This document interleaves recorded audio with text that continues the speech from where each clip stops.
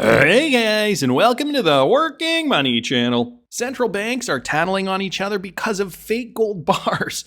I hadn't heard this. Carl B. Menger here posting, the Reserve Bank of Australia confirmed the existence of fake gold bars being held at the Bank of England. So apparently this was from a few years ago. Serial numbers of gold bars held at the Bank of England apparently are fake. The existence of fake gold bars has been detected in the past by the presence of duplicate refiners' serial numbers. So, this was from 2021. And I mean, this didn't make mainstream news, not at all.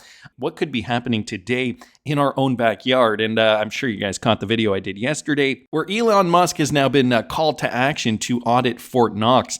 And some people in this thread mentioning the same here. So, wondering if that's going to happen. I mean, if we do find out that there are more fake gold bars around the world, this thing could plummet. I mean, we're seeing a pretty robust price for gold right now. We did see a bit of a dip. This is the gold price just on the hourly. Currently, though, 1 ounce of gold is going for about $2,900 USD. That, again, is the hourly. If I throw that on the daily, you can see, though, a robust price increase as of pretty much the beginning of 2025. Generally, though, markets are actually doing fairly well. Here, let me just bring up the S&P 500. Very distinct uptrend for the S&P. And the same holds true for the Russell 2000, although Russell is dipping a little bit as of now. And the NASDAQ, ultimately, though, overall price trend, when we zoom out, it is looking very, very bullish. Now, that means positivity for the crypto market as well. Raoul Pal wondering why people are so bearish. It's a puzzle. And also sad to see so many bearish and nervous in crypto when BTC looks like this. Please zoom out. So he shows us a few charts here. This is the Bitcoin chart. Guys, we have just crossed over the all-time high. We are just kind of now vacillating up in this level here after we did see another impulsive move to the upside. So that is Bitcoin, guys, and Bitcoin is the leader. Raul also mentions here Ethereum, or when Ethereum looks like this again. Bullish triangular pattern tilting to the upside as well. Ethereum really struggling to get above its all-time high, but overall, guys, on the chart, it looks very bullish. Or he says when Solana looks like this. So Solana looks similar to Bitcoin at the moment. Not entirely similar, but still tapping that all-time high that we did see back in 2021 and just waiting to pop. Sui is another coin that I think is on a lot of people's radar. The bullish flag patterns moving to the upside. And guys, we're in a macro bullish flag pattern for the Sui coin. So, as Raoul Pal says, we remain in the midst of the greatest macro trade of all time. All the wiggles and all the timeline FUD are just noise. All you require to capture it is to be not too far out on the risk curve, not using leverage, and the ability to have patience and zoom out. Do not F this up. And for more information on what I'm doing, what I'm seeing in the markets, you can follow me at patreon.com/workingmoneychannel if that's something you're interested in. Guys, check this out. I mean, sentiment is still in fear, but there's not too much to be fearful about, if I'm to be honest. Dominance for Bitcoin still holding on. We haven't seen too much activity really for crypto market or volume in the crypto space. So, when Raoul Pal says zoom out, look at these charts, I think, he's got a very, very good point.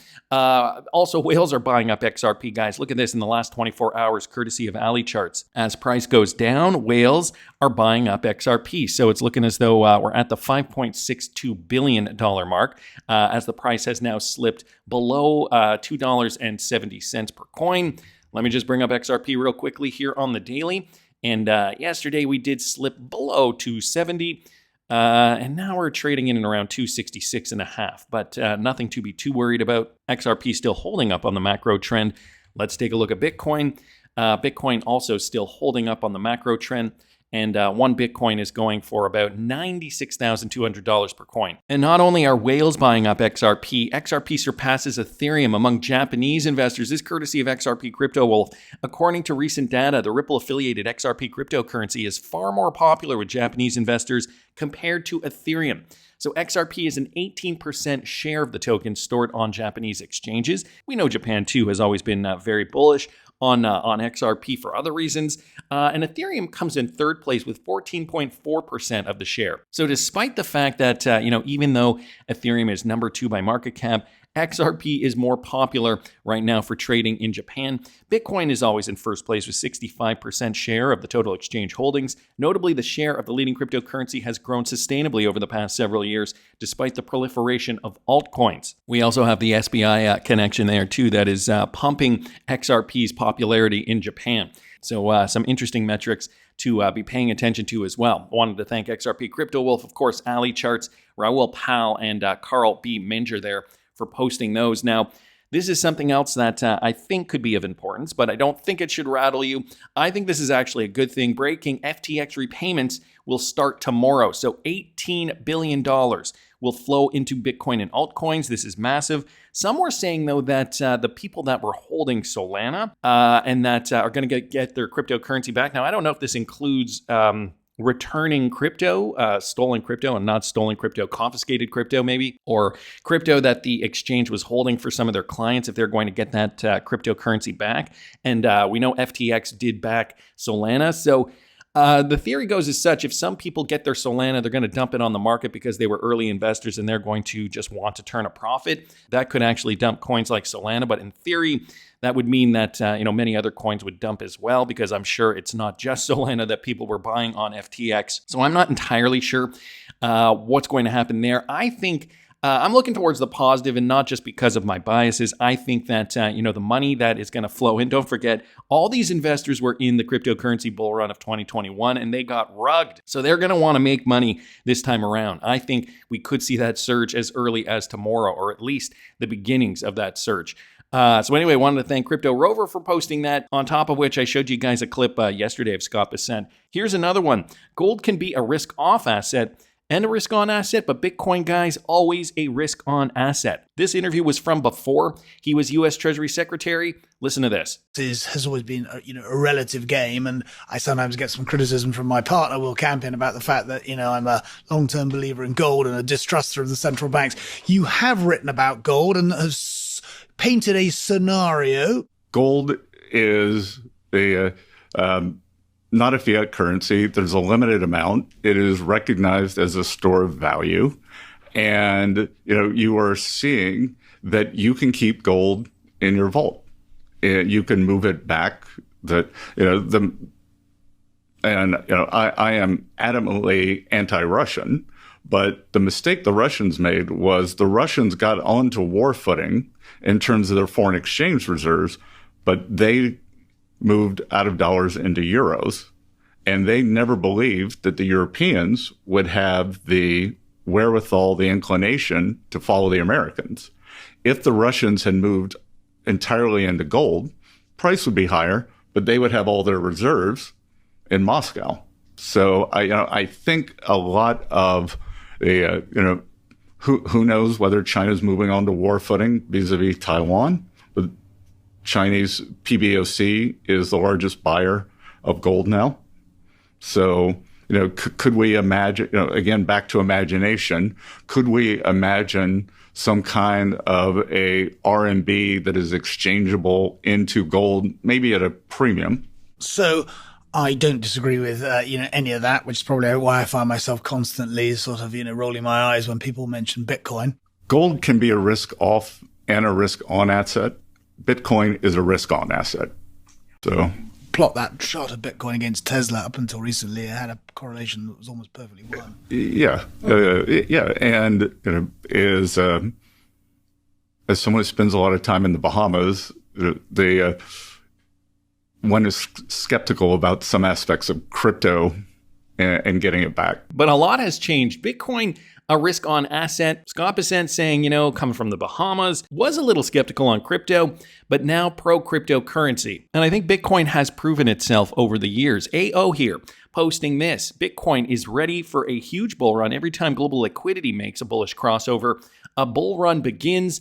The bullish crossover is imminent. So taking a look at former cycles here for Bitcoin, we go as far back as 2015 on this chart, and you can see where we've crossed over for the global liquidity index. And guys, we are getting very, very close to that point. I mean, it would follow the general trend for Bitcoin. Hopefully, we do see that final push to the upside very soon. And I mean, as far as I'm concerned, this is the last hurrah. How long is it going to last? Again, for more information on what I'm thinking this bull run, follow me at patreon.com/workingmoneychannel for all that information. Some more tailwinds I think that could help cryptocurrency lift off is this, guys. Bank XRP posting this. The new Doge SEC account was established to examine previous cases handled by the SEC. And so if Doge does find something fishy, I'm sure the ETHgate guys are really chomping at the bit to send all the information they know to the Doge SEC Twitter account. This could open up a whole new can of worms. Chad Steingraber here mentioning, Doge is about to enter the systems of the SEC to expose what the Democrats have been hiding, who is paying for who and what. The SEC will be exposed. So, dear Acting Chair Ueda, I'm writing to express my grave concerns regarding Elon Musk's Department of Government Efficiency and its potential to negatively impact the U.S. Securities and Exchange Commission. Who wrote this? Doge's actions could have serious ramifications for the well-functioning of the SEC and its ability to effectively carry out its mission of protecting investors and ensuring fair and orderly markets. I ask you to respond to these matters with the utmost urgency. Looks like somebody is getting very, very scared, but many people in the XRP community especially are very keen on having the SEC exposed. Extra Parabolic here saying, is a crime about to be committed. Remember this clip from Elon Musk, from 60 Minutes of Elon Musk on the show saying, I do not respect the SEC. So, we've got a lot to think about, guys, as the tides are turning. And even Christian Carlo confirms this. The tides are turning and the signals are there. Even if they're not spelled out very obviously, they're there, guys. The signal out of Washington now is go for it. Go. Green. If you're going to wait for something, there's the old joke about the minister who says that the storm is coming, everybody's going to leave, but I'm going to stay here. And then the squad cars come and say, hey, minister, it's time to go. The rains are falling. He says, no, God will provide. And a few hours later, they come in rowboats and they say, minister, we got to get out of here. The tide's rising. He says, no, God will provide. And finally, he's on the steeple and the tide's washing away. A helicopter comes. He says, no, God will provide. And finally, he gets washed away. He winds up in heaven. And he says to God, I was waiting for the signal. And God said, well, what do you want? I sent a squad car. I sent a boat. I sent a helicopter. What more can I do? I think right now the message to people is, don't wait for a signal from heaven. Get on with it. The signal is that the permission slips are no longer needed. A great clip here from the Wolf of All Streets, and thanks to him for posting that. Christian Carlo essentially saying, Trump is bullish on crypto and blockchain. You better now run with it. And some companies already are. XRP Captain here posting this. Breaking MEMX, U.S. Securities Exchange. Yeah, this is an American company, has filed with the SEC to list XRP ETFs as a commodity-based trust. So specifically saying this is a commodity-based trust, MEMX. Guys, look who they're partnered with. Some of their partners include Bank of America, which is already a Ripple partner. We do have some connections to Ripple and XRP through BlackRock as well. Charles Schwab is another one. Citadel, Citi, E-Trade, Fidelity, Flow Traders, Goldman Sachs, another big American bank, along with some other big banks like JP Morgan, Morgan Stanley. Ameritrade is the TD branch of investments over there. UBS is another big company. Wells Fargo, another big bank. So just to name a few of them, I think that this commodity designation is going to come very, very soon. So MEMX, a U.S. security exchange, has now asked for XRP to be listed as part of their commodity-based trust. The filing marks the latest efforts by the U.S. exchange to list ETFs containing spot XRP, the native token of Ripple's XRP ledger and blockchain. It also highlights how the SEC is changing its stance on cryptocurrency as U.S. President Donald Trump starts his second term. In 2020, the SEC sued Ripple. As we know, the case was partially resolved in August.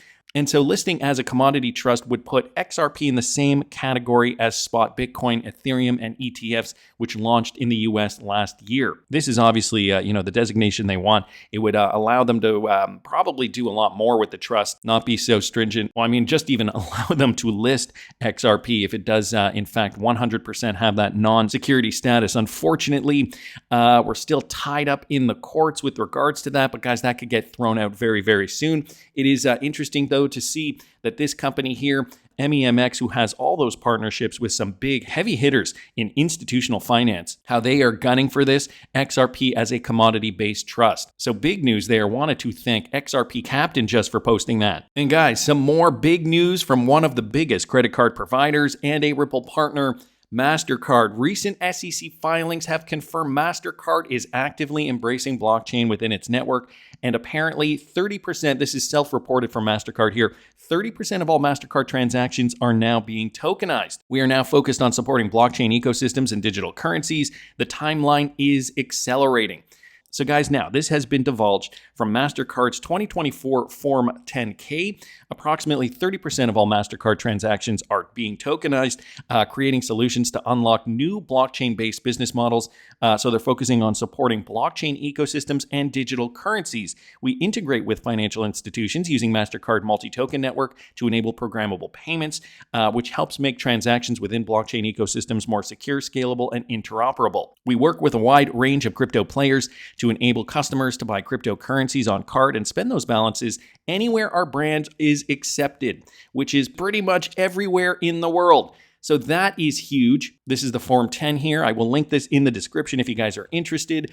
And so why is this important, guys? Again, Mastercard and Visa both partnered with Ripple. If you don't remember this, I'm going to show it to you again. Smoke here, posting the supporting data. Mastercard and Ripple have been partners for a while now. Mastercard is the second largest card issuer in the world behind Visa. And so here is the size and reach. Second to Visa, Mastercard operates in more than 210 countries and territories. Mastercard offers credit, debit, and prepaid cards. Mastercard partners with financial institutions to offer open loop credit card options. They're also dabbling in crypto, guys, blockchain technology. And from this presentation from a while ago when they were still talking about CBDC, central bank digital currencies, Mastercard is committed to making CBDCs as easy to use as money. Well, we know now that President Trump is in, CBDCs are going to be a thing of the past. But guys, take a look at their partnerships here, their existing relationships. This was directly from a PowerPoint presentation. Existing relationships with the central banks, Mastercard and Visa. Mastercard has partners in Ripple, Consensus, Fluency, and Fireblocks. So boom goes the dynamite. Now they're saying 30% of their transactions are being tokenized. Is it on the XRP ledger? I mean, all boats will rise regardless. The utility coins are really going to be the ones to be paying attention to for the future. And for more information on what I'm holding, how much I'm going to keep for the long term, and what percentage I'm going to be selling out during this bull run, and how high XRP is going to go. I mean, that's the biggie, right? Follow me at patreon.com/workingmoneychannel and subscribe to this channel if you haven't already. Like the video if you like the content I'm providing. I always love hearing your comments. See you in the next one, guys.